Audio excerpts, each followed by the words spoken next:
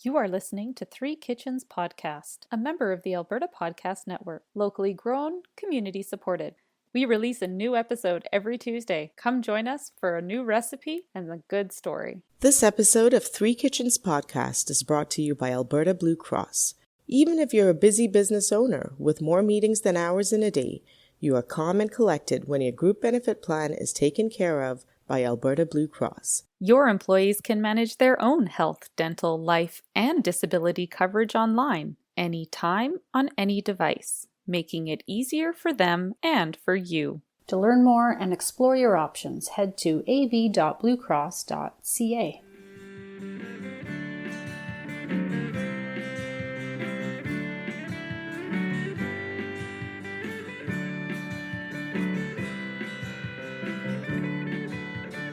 Hello and welcome to today's episode of Three Kitchens Podcast. I am your host, Erin Walker, and I am joined by the beautiful and talented Heather Dyer and Sarah Soma Sundaram. Hello. Good morning. You can say that because nobody can see us. Yeah. Oh yeah. In our pajamas.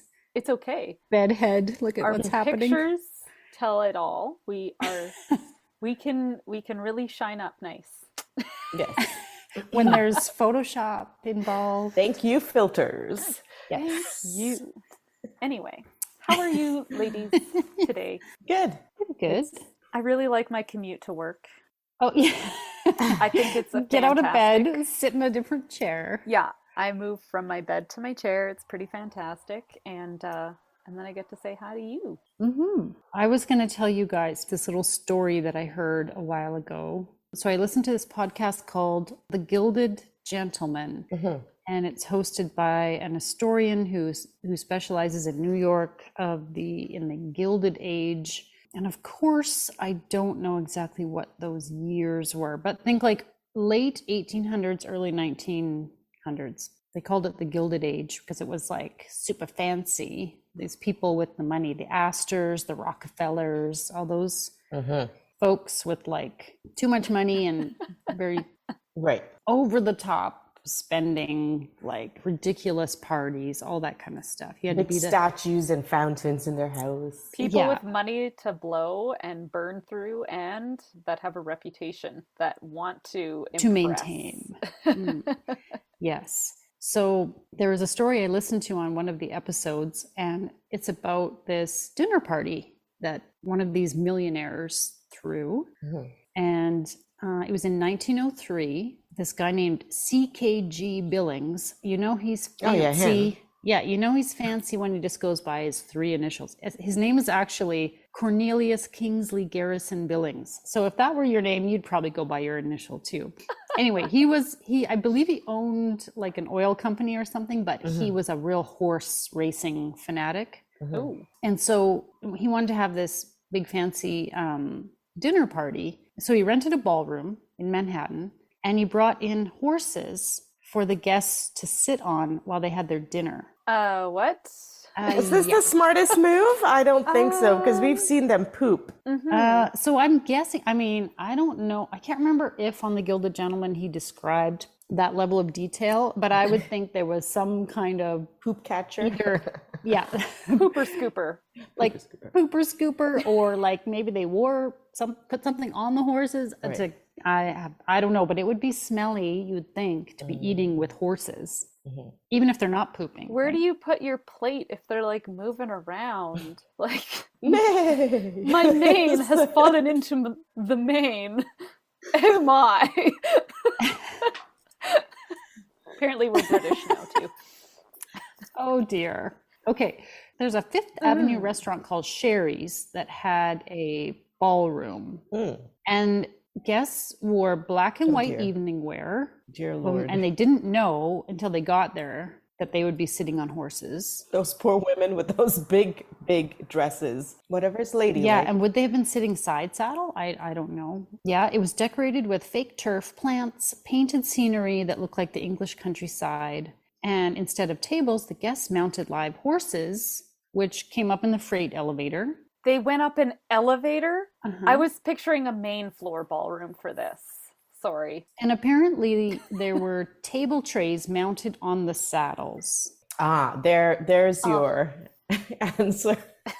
Yeah. Would you like to know what they ate, or do you? Yes, of course. All right. We're there with them. I'm in my formal gown right now, a little bit pissed off that I have to sit on a horse, but I want to know what I'm going to eat. Okay, so they had caviar and turtle soup. In the shell? In the shell, I don't hope. know, but how? Possibly. It would be very precarious on the horse. What if the horse shifted its weight? Well, you know? What if the turtle shell didn't have a flat bottom and it kind of was wobbly? Well, yeah, would it? Yeah. Okay, they also had, I don't know how to pronounce this in French, but truite. I don't know how to, I should look that up. Au bleu, which is trout. I don't know how to say trout in French. It's blue trout? Truite au bleu, which it says you cook the trout while it is super fresh and you dunk it in vinegar, which results in a blue-purple colored fish. Mm-hmm. Served with a green herb sauce, it would have been visually striking if hard to eat on horseback. Well, I mean, anything's going to be hard to eat on horseback. Did they have a trout pond? Did you get to fish your trout with a fishing from your rod? Horse? And then it was cooked fresh and you dipped it in vinegar and voila. Voila. I like how your Julia Child voice just came out. Is that what that was? Oh. I don't think so, but there have been other stories. The Gilded Gentleman, if you're interested in this sort of time period and the weird, wacky foods and stuff, he's got some great episodes where they go into detail about food and recipe books and chefs and really interesting stuff. And they did have shit like that, like a pond in the middle that they built in the middle of their dining room with swans swimming in it while you're eating, and like all kinds of weird, wacky stuff. Oh, good grief. Okay, they also had rack of lamb, guinea hens, asparagus with hollandaise, flambéed peaches. Oh, flambé. I hope that wasn't burning on the back of the horse. Like, that sounds scary. God.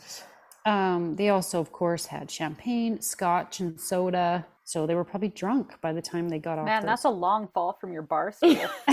Well, you know what? They say when you fall off a horse when you're drunk. They say. What do they say, Sarah? Probably would land a little better because your body's all relaxed. I think you'd still hurt yourself. Pretty sure you're still like cracking your skull. Nobody said that. I'm just saying that. And I just blamed it on they. Oh, okay. Perfect. Yeah. Okay. So there were 32 attendees. So you can picture this big ballroom, 32 horses with people on them. Good Lord. That's a lot of poop. Attendees also received sterling silver horseshoes inscribed with the menu as a souvenir. Shut up. Okay, that's pretty cool. Okay. Did somebody find one of these sterling silver, like there would be 32 of them. They never Apparently surfaced. They've never surfaced. Somewhere somebody's got one in a box from their relative who kept it. And doesn't Someone's even know playing what it is horseshoes with probably. and doesn't even know. Yeah. It would be quite a thing to travel back in time and be fancy enough and cool enough. You have to be cool enough. You'd have to be rich. Yeah, where's the invitation to the parties of today that we're not getting invited to, ladies? Who's having those parties? People have parties and we're not being invited? Well, I'm bummed now. Sorry. Okay, so then may I? You have been invited to Erin's backyard party. Yay! Less horses.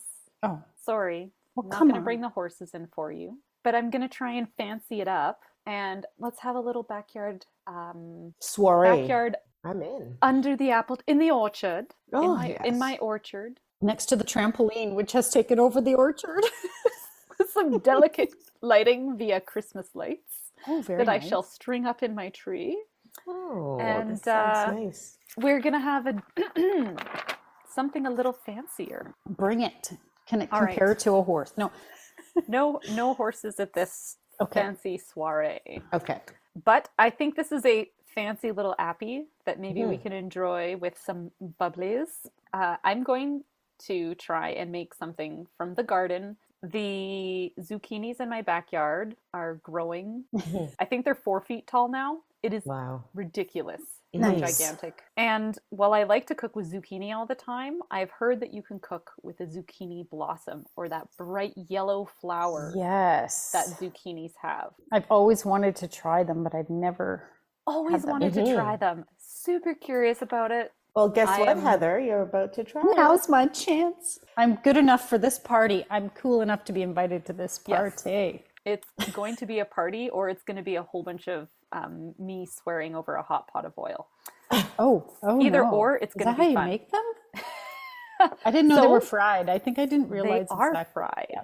Okay. So I'm going to make stuffed zucchini blossoms, and I found this recipe from our friend Chef Dennis Litley. He No has a way. recipe for stuffed zucchini blossoms. Hey, Dennis. Hey, Hello, Dennis. Chef Dennis. So I thought we'd give a shout out and a hi to him. Mhm. He got this recipe, or was inspired to write it, from his visits to Rome. Oh, is that where this type of thing originated? A lot of the recipes I find and people talking about them is Italian stuff. Okay. So Okay, cool. they've got this figured out. He's got a recipe here where you mix together ricotta cheese, Romano cheese, and mozzarella cheese, an egg, salt and pepper, and some garlic. What is Romano cheese? I don't think I'm familiar with that. So it sounds like it's like a type of Parmesan cheese. So I'm gonna sub with Parmesan. Okay. Yeah. But it's like a hard, long-cured cheese, it sounds Okay. like. I think you can get like Parmesano Romano and Parmesano Reggiano and Parmesano yes. blah, blah, blah. So Right. I think Okay, I get it. if all my great Italian is helping you out there. I just want you to say all the Italian words. That's all I'm here for. Because I can't say them either. So all those cheeses and yummy stuff you're going to put into like a piping bag, and you're going to fill up each little blossom. I'm going to say maybe a tablespoon or so. You don't want a ton of cheese in here. It's not a huge, gigantic thing. And then we're going to make a really thin batter with eggs, milk, flour, more Parmesan cheese, and some like basil or parsley. And you're going to dip that filled flour into your batter, and then you're going to fry it in oil until it's crispy. And then voila, you may serve.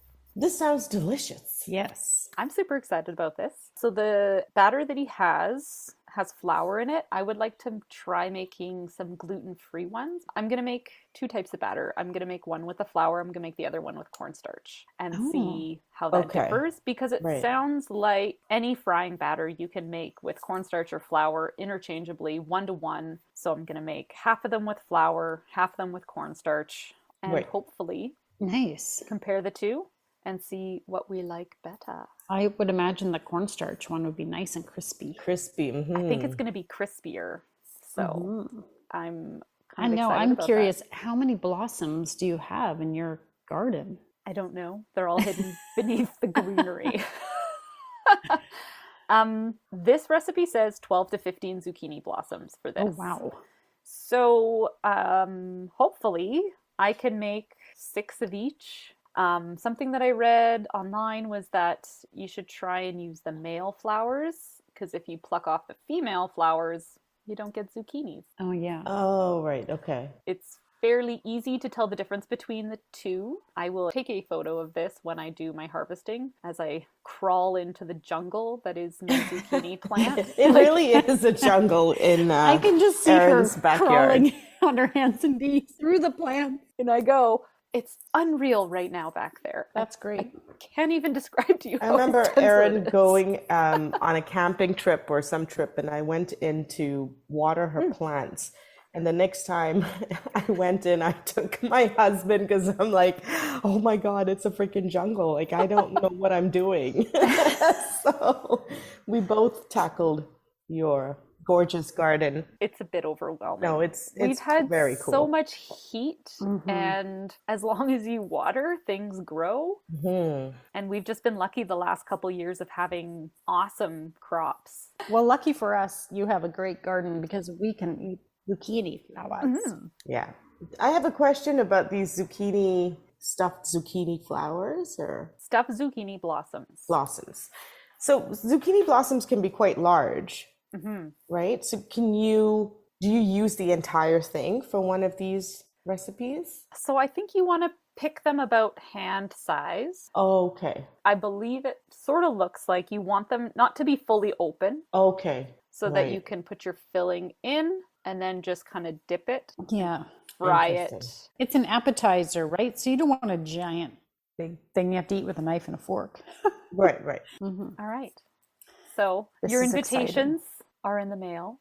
What are they going to come on? Like horseshoes, or like it would? I guess it's not a horseshoe. So what would they come on? Like a flower, a pressed I'm flower. gonna inscribe your pressed leaf. invitation on a zucchini.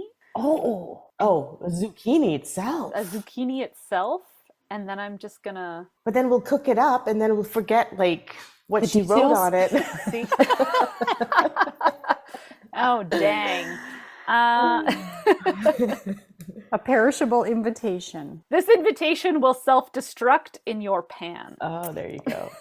Yeah, very cool. Oh, right. I have one more question. Oh, ask away. I'm not sure if you even know, but are zucchini blossoms something you can buy? Like, you don't see them at the store. They say that you cannot buy them at like an Italian market. So Oh, I haven't sourced okay. to look, but maybe at Lina's or Right. Il Chianti's got that Italian And I mart take it next they'll to be it. seasonal. Mhm. Yeah. Mhm. Yeah.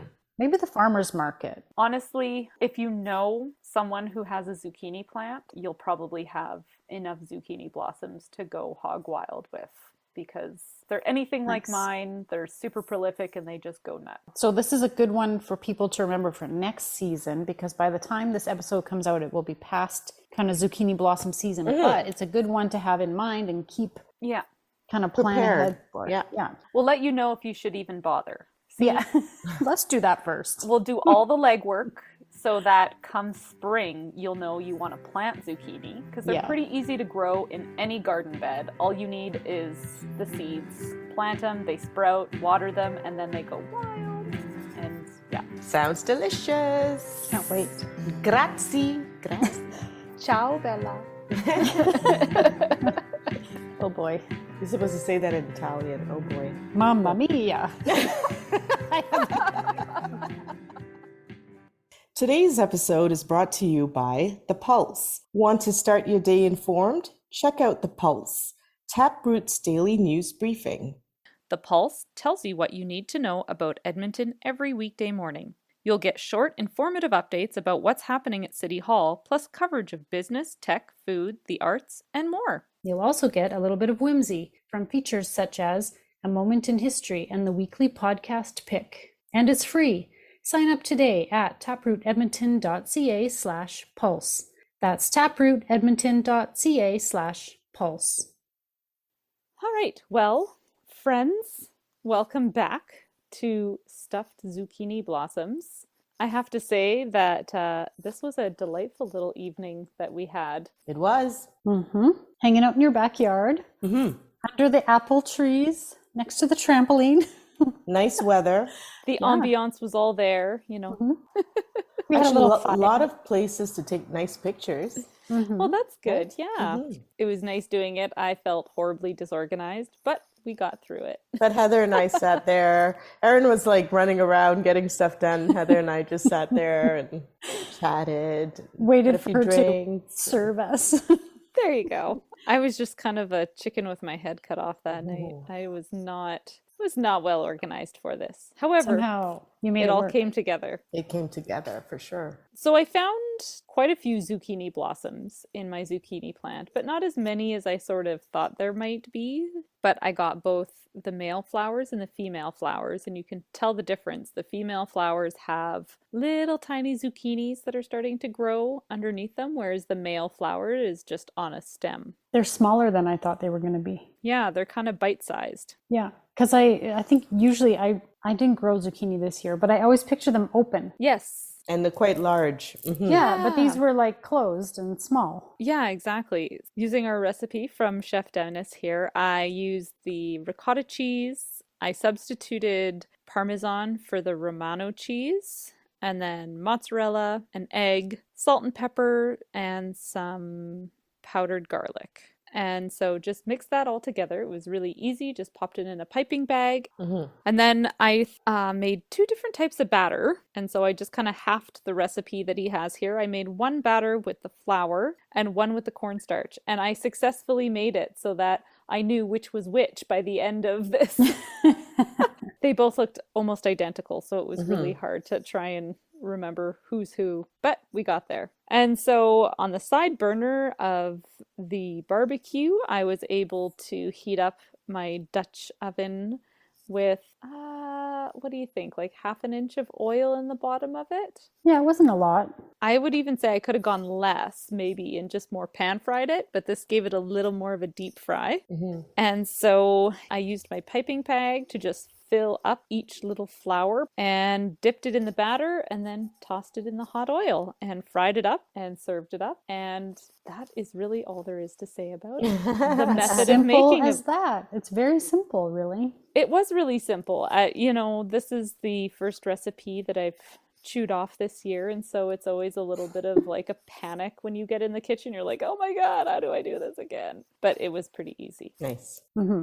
Good way to start. And we enjoyed it all together. Yes. So I mean, yes, that's nice too. Honestly, I think it didn't matter what I made. Well, maybe a bit, but no, not really. We were just happy. We just got to hang out. But we were lucky because it was fancy and like something we'd never eaten before. Something different to do if you're going to get together and have this. You wouldn't want to make a huge batch of it because I don't think it would hold up. But even if you made this and then like popped it in your oven or your toaster oven and like just warmed it up and got it crisp when you went to serve people, I think this would have held up fine as like a fancy appetizer. Very fancy. I think it would be kind of cool going somewhere, someone's house, and this is what they served you and you're like, what is this? And it's cheese in a flower. How cool is that? It is cool. How often do you eat flowers, really? Except as like a garnish on something, maybe. Yeah. Can we talk about what we thought of it? Are you ready? Please.